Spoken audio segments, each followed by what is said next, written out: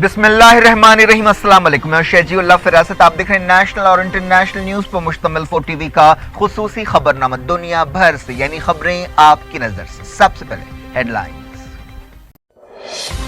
सुर्खियों के पेश करदा हैं। हज इतवार से शुरू होगा। वादी मिना अल्लाह के मेहमानों के लिए तैयार। 20 लाख से ज्यादा मुसलमान मक्का में जमा। इंसानी बराबरी का अजीम इज्तिमा।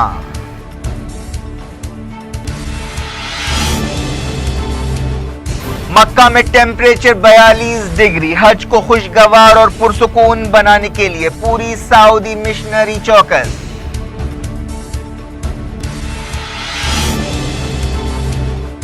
मुस्लिम दुनिया में जंगें खूंरेजी। इस बार भी सानेहों के बीच आया हज। आग को गुलिस्तां बनाने के लिए इब्राहीम के ईमा की जरूरत।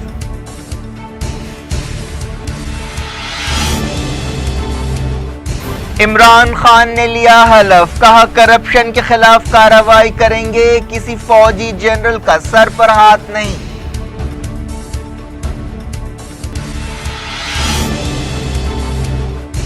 क्या वाकई आएगी तब्दीली? इमरान खान हुकूमत पर पूरी पाकिस्तानी कौम की नजरें।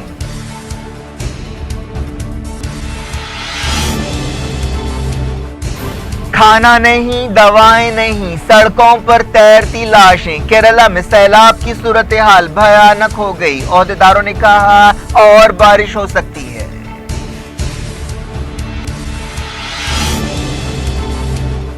पूरा मुल्क केरला के दुख में शरीक। मोदी ने किया हवाई सर्वे। 500 करोड़ इमदाद का ऐलान। यूएई ने बनाई इमरजेंसी कमेटी।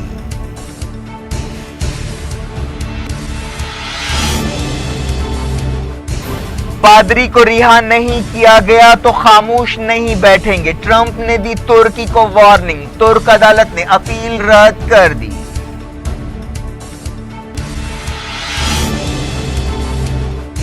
यूनाइटेड नेशंस के साबिक सेक्रेटरी जनरल कोफी अन्नान नहीं रहे।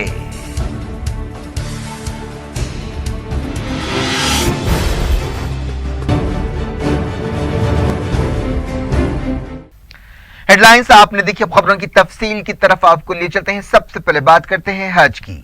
इस्लाम के 5 बुनियादी अरकान में से एक हज की मुक़द्दस इबादत इतवार से शुरू होगी। मनासिक हज शुरू होने से पहले 20 लाख से ज्यादा मुसलमान मक्का पहुंच चुके हैं। इस्तिताअत रखने वाले मुसलमानों के लिए जिंदगी में एक बार हज अदा करना फर्ज है। दुनिया के कोने कोने से हज अदा करने के लिए मुसलमान मक्का पहुंचे, जिनके लबों पर तलबीहा के अल्फाज हैं। लब्बैक अल्लाहुम्मा लब्बैक की सदाओं की गूंज में ये आज़मीन हज खैमों के शहर मिना रवाना होंगे। ये हज एक ऐसे वक्त आया है जब कई बरसों की तरह इस बार भी मुस्लिम दुनिया के सामने कई मसाइल और चैलेंजेस हैं, जिनमें सीरिया और यमन की जंगी और रोहिंग्या मुसलमानों के हालात सबसे ज्यादा अहम है। इसके अलावा दुनिया में मसलकी इख्तिलाफात भी एक संगीन मसला है, लेकिन इन मसाइल से क़तई नज़र हज मुसलमानों में इज्तिमाइयत की एक बेहतरीन अलामत है। ये इज्तिमा इंसानी बराबरी की एक बेहतरीन मिसाल है और मुसलमानों में जो हज अदा करने के लिए पहुंचे हैं कोई बड़ा और छोटा नहीं है। तमाम आज़मीन हज का लिबास एक जैसा है, जिसे एहराम कहते हैं, और तमाम की सिर्फ एक ही ख्वाहिश है कि अल्लाह रब्बुल इज़्ज़त उनकी इबादतों से और उनकी ज़ात से राज़ी हो जाए, और उनकी ज़बान पर एक ही कलमा है।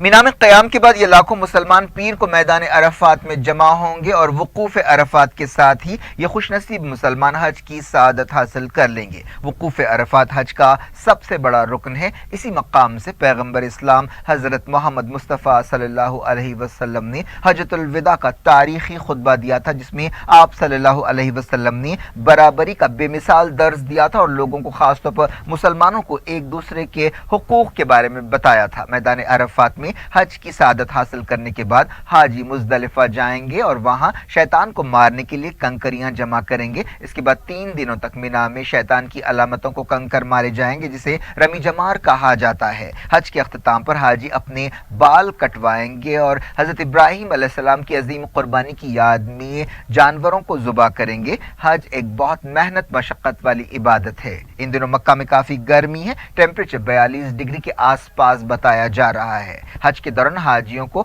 کافی پیدل بھی چلنا پڑتا ہے۔ سعودی حکومت کی پوری مشنری عازمین حج کو بہتر سے بہتر سہولتیں پہنچانے کے لیے کام کر رہی ہے۔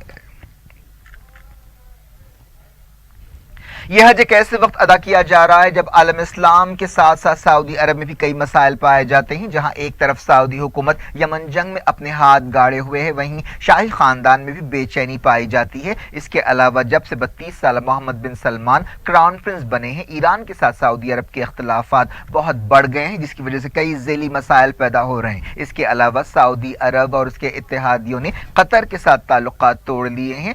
سعودی عرب کو القاعدہ اور آئسس جیسے دہشت گرد گروپوں کے چیلنجز کا بھی سامنا ہے۔ حالیہ عرصے میں سعودی عرب میں بعض خاتون کارکنوں کی گرفتاری کے مسئلے پر کینیڈا کے ساتھ سفارتی تعلقات بھی خراب ہوئے ہیں۔ سعودی عہدیداروں نے عازمین حج سے کہا ہے کہ وہ حج کے دوران کسی سیاسی سرگرمی میں شامل نہ ہوں۔ حج کے دوران ناخوشگوار واقعات کو ٹالنے کے لیے اور حج کو پرسکون اور پرامن بنانے کے لیے انتظامات میں کوئی کسر نہیں چھوڑی جا رہی ہے۔ قطر نے الزام لگایا ہے کہ سعودی عرب قطر کے عازمین حج کو حج ادا کرنے سے روک رہا ہے، لیکن سعودی عہدیداروں نے اس الزام کو غلط بتایا۔ تقریباً 1200 قطری شہریوں کو کوٹا سسٹم کے تحت حج ادا کرنے کی اجازت دی گئی، لیکن قطر کے عہدیداروں کا کہنا ہے کہ حج کے لیے نام درج کرانا تقریباً ناممکن ہو گیا ہے۔ حج کی رپورٹنگ کے لیے دنیا بھر سے 800 سے زیادہ جرنلسٹ مکہ پہنچے ہیں۔ سعودی عرب کے میڈیا سے متعلق وزیر اود بن صالح نے یہ بات بتائی۔ اب چلتے ہیں پاکستان۔ عمران خان نے پاکستان کے 22ویں وزیر اعظم کی حیثیت سے حلف لے لیا۔ صدر ممنون حسین اسلام آباد میں پریزیڈنٹ ہاؤس میں ہونے والی ایک سادہ تقریب میں انہیں حلف دلایا۔ کارگزار وزیر اعظم ناصر الملک، نیشنل اسمبلی کے اسپیکر اسد قیصر، فوج کی تینوں شاخوں کے چیفز بھی اس تقریب میں موجود تھے۔ سابق ہندوستانی کرکٹر اور پنجاب کے وزیر نوجوت سنگھ سدھو نے بھی حلف برداری تقریب میں شرکت کی۔ عمران خان کو جمعے کو نیشنل اسمبلی کے ارکان نے وزیر اعظم کی حیثیت سے چنا تھا۔ انہیں 172 ووٹ ملے، جبکہ ان کے مخالف امیدوار پاکستان مسلم لیگ نون کے شہباز شریف کو صرف 96 ووٹ حاصل ہوئے۔ 25 جولائی کو ہونے والے الیکشنز میں عمران خان کی Tehreek Insaf party P T I نے سب سے زیادہ 116 سیٹیں حاصل کی تھیں۔ عمران خان کی تیسری بیوی بشرا مانیکا بھی حلف برداری کے موقع پر موجود تھیں۔ 1992 میں ورلڈ کپ جیتنے والی پاکستانی کرکٹ ٹیم کے کھلاڑی وسیم اکرم، جاوید میانداد، رمیز راجہ، مشتاق احمد اور عاقب جاوید نے بھی اپنے کپتان کی حلف برداری تقریب میں شرکت کی۔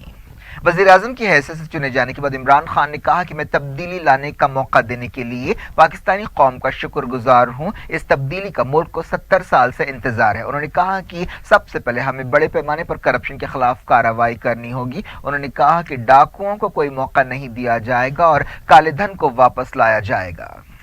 عمران خان نے کہا کہ کوئی فوجی ڈکٹیٹر ان کے پیچھے نہیں تھا۔ انہوں نے کہا کہ میرے والد سیاست میں نہیں تھے، میرے پاس کوئی تجربہ نہیں تھا۔ 22 سال کی جدوجہد کا یہ نتیجہ ہے۔ عمران خان نے کہا کہ اس طرح کی جدوجہد کسی نے اگر کی ہے تو وہ ان کے لیڈر قائد اعظم محمد علی جناح ہے، جو پاکستان کے بانی تھے۔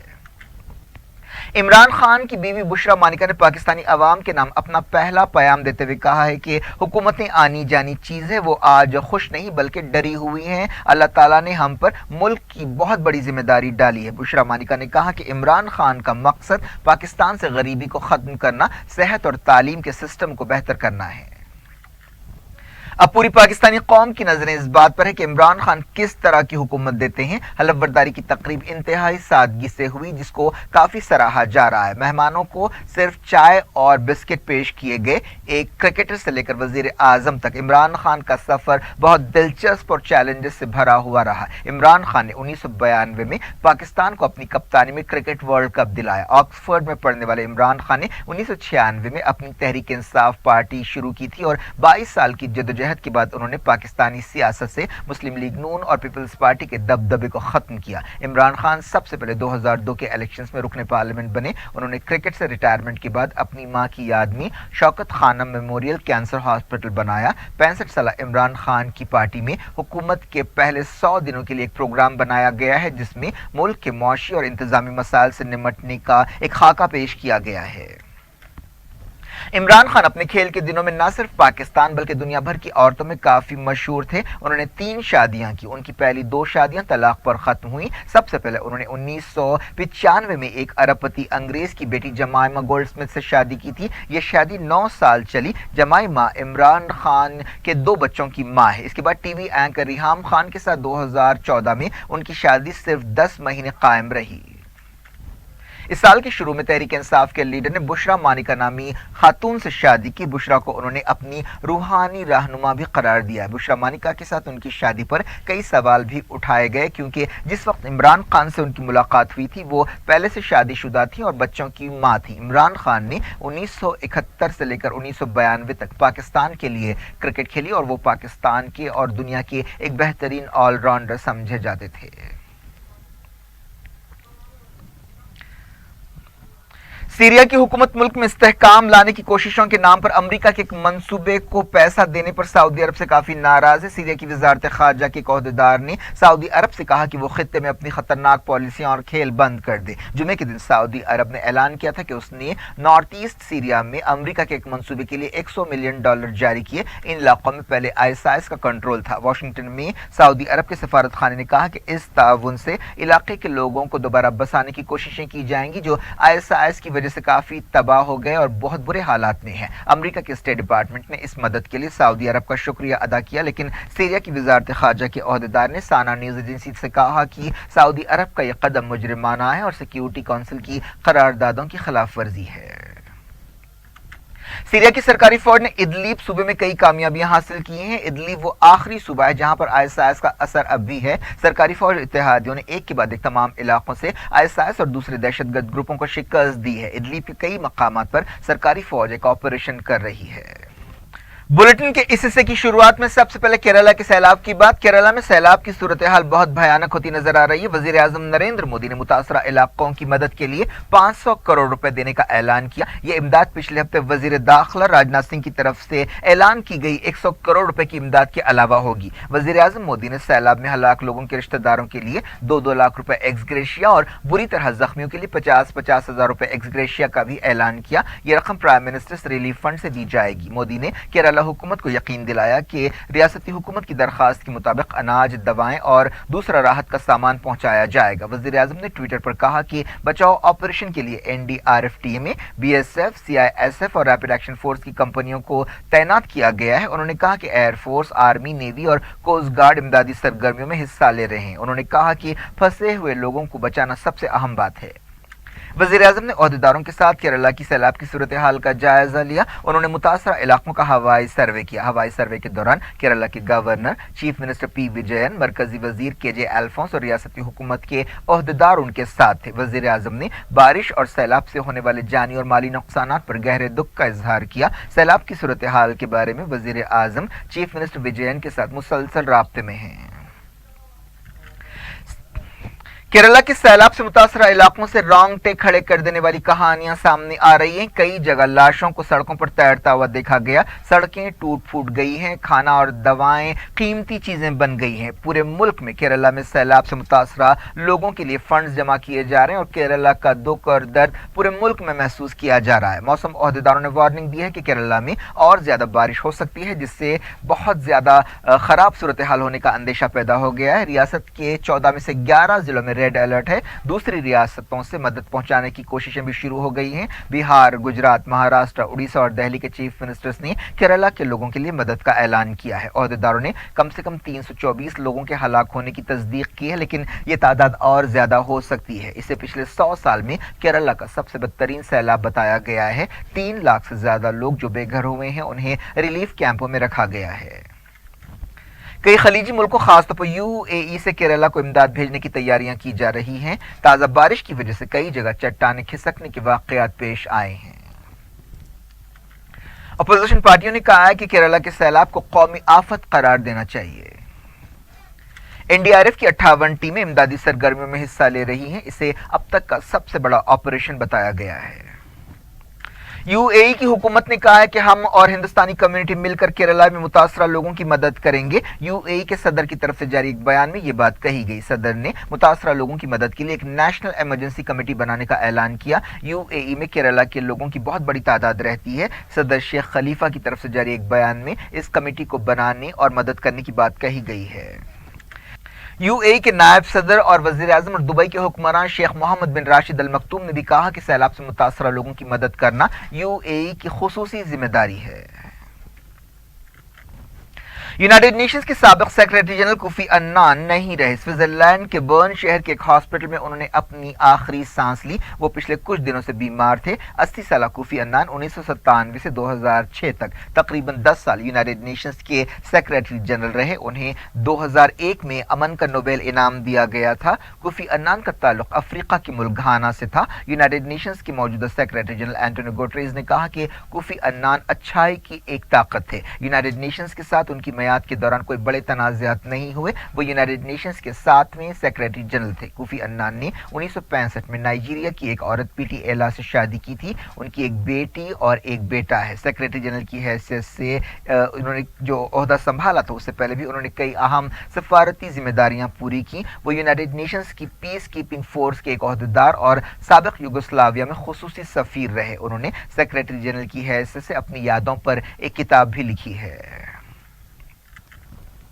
सऊदी ओहदेदारों ने कहा है कि उन्होंने अल-हुसियों की तरफ से फायर किए गए बैलिस्टिक मिसाइल को मार गिराया है। यह मिसाइल नजरान शहर की तरफ छोड़ा गया था। नजरान और जाजान जैसे इलाकों में इससे पहले भी कई बार अल-हुसियों ने यमन से हमले किए। सऊदी इत्तेहाद की तर्जमान कर्नल तुर्की अल-मालिकी ने कहा कि सऊदी एयर डिफेंस ने इस मिसाइल को रोका जिसका निशाना आबादी वाला इलाका था। तर्जुमान ने कहा कि अल-हुसियों की इस कार्रवाई से साबित होता है कि ईरान की हुकूमत इन बागियों को हथियार दे रही है और यूनाइटेड नेशंस की करारदादों की खिलाफ वर्जी कर रही है।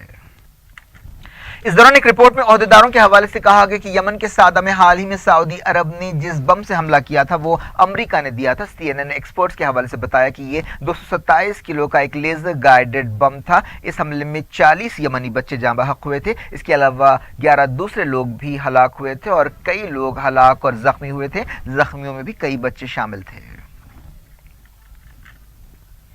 इसराइल की सिक्योरिटी फोर्सेस की ताज़ा कार्रवाइयों में 3 फलस्तीनी जाँ बहक हो गए। गाजा के सेहत ओहदेदार अशरफ अल-क़द्रा ने यह बात बताई। इनमें से 2 फलस्तीनियों की पहचान 26 साला सादी अकरम और 30 साला करीम अबू नाफ की हैसियत से की गई है। इस तरह 23 मार्च के बाद से जाँ बहक फलस्तीनियों की तादाद बढ़कर 165 हो गई है। हमास ने इजिप्ट में फलस्तीनी मुसाफिरों की तलाशी और चेकिंग के नाम पर नापसंदीदा बर्ताव पर अफसोस का इजहार किया है और इजिप्ट की हुकूमत से कहा है कि वो फलस्तीनी मुसाफिरों के साथ इस बुरे बर्ताव को बंद करे। हमास के तर्जुमान फौजी बरहूम के हवाले से ये बात कही गई। हमास के एक दूसरे ओहदेदार सामी अबू ज़हरी ने कहा है कि फलस्तीनी अवाम तुर्की के साथ खड़े हैं। अबू ज़हरी ने ट्विटर पर लिखा कि अमेरिका की तरफ से मौशी जंग की सूरत में फलस्तीनी अवाम तुर्की के साथ खड़े हैं। अमेरिका के सदर डोनाल्ड ट्रंप ने एक बार फिर तुर्की को खबरदार किया है कि अगर पादरी को रिहा नहीं किया गया तो अमेरिका खामोश नहीं बैठेगा। पादरी की गिरफ्तारी और दूसरे मसाइल पर अमेरिका और तुर्की के बीच ताल्लुकात काफी खराब हो गए हैं। इस तनाव के बीच तुर्की की करेंसी लीरा की कदर में भारी गिरावट आई है। ट्रंप ने कहा कि अमेरिका पादरी की रिहाई के लिए तुर्की को कोई पैसा भी नहीं देगा। इस पादरी को दहशतगर्दी के इल्जाम में गिरफ्तार किया गया है। इस दौरान तुर्की के सदर तैयब एर्दोगान ने इल्जाम लगाया कि मगरबी मुल्कों ने तुर्की के खिलाफ मौशी जंग छेड़ दी है। इस दौरान तुर्की की एक अदालत ने पादरी को रिहा करने के लिए एक अपील को रद्द कर दिया। ह्यूमन राइट्स वॉच ने म्यांमार में रोहिंग्या मुसलमानों पर ज्यादतियों की तहकीकात पर सवाल उठाए हैं। Human rights watch Asia division के ओहदेदार रिचर्ड पियर ने कहा कि ऐसा मालूम होता है कि म्यांमार हुकूमत की तरफ से बनाया गया तहकीकाती पैनल संजीदा नहीं है और गैर जानिबदारी से काम नहीं कर रहा है। अमेरिका ने रोहिंग्या मुसलमानों पर ज्यादतियों की वजह से म्यांमार के फौजी ओहदेदारों के खिलाफ पाबंदियां लगाई हैं। अमेरिकी ओहदेदारों ने कहा कि म्यांमार में रोहिंग्यों की नस्लकुशी की गई है और इस मामले में इंसाफ होना चाहिए।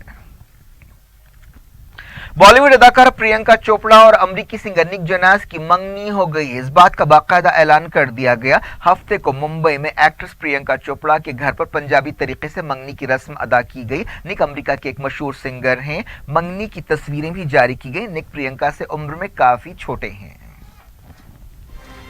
क्या कुछ हो रहा है आपकी दुनिया में, आखिर में हेडलाइंस दुनिया भर से एक बार फिर देखते हैं। हज इतवार से शुरू होगा। वादी मिना अल्लाह के मेहमानों के लिए तैयार। 20 लाख से ज्यादा मुसलमान मक्का में जमा। इंसानी बराबरी का अजीम इज्तिमा।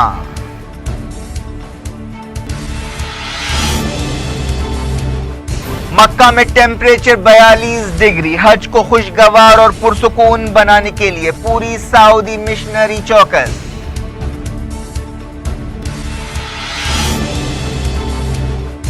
مسلم دنیا میں جنگیں خونریزی، اس بار بھی سانحوں کے بیچ آیا حج، آگ کو گلستان بنانے کے لیے ابراہیم کے ایمان کی ضرورت۔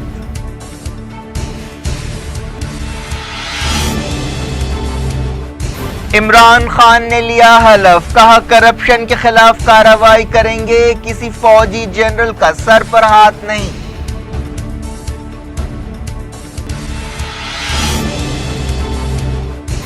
کیا واقعی آئے گی تبدیلی؟ عمران خان حکومت پر پوری پاکستانی قوم کی نظریں۔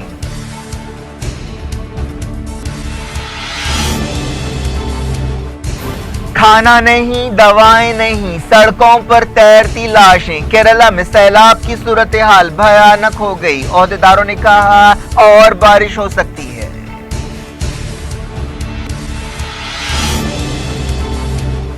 پورا ملک کیرالہ کے دکھ میں شریک، مودی نے کیا ہوائی سروے، 500 کروڑ امداد کا اعلان، یو اے ای نے بنائی ایمرجنسی کمیٹی۔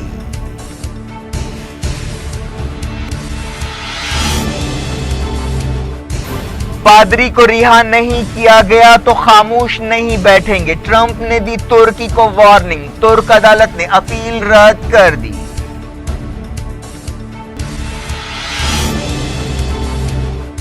یونائیٹڈ نیشنز کے سابق سیکریٹری جنرل کوفی عنان نہیں رہے۔